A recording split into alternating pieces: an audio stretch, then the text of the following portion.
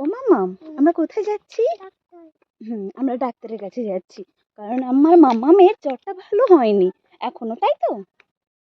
আমরা এখন টোটোর জন্য অপেক্ষা করছি। মাম্মাম কি খাচ্ছ? জিভ বের করো। তুমি কি ডাক্তারের কাছে চলে এসছো? চলে এসছো?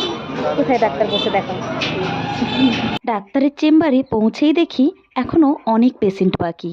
মেয়েটা কোলের মধ্যেই ছটপট করছিল, তাই ওকে একটু নামিয়ে বললাম, তুমি এখানে কি একটু খেলাধুলা করো।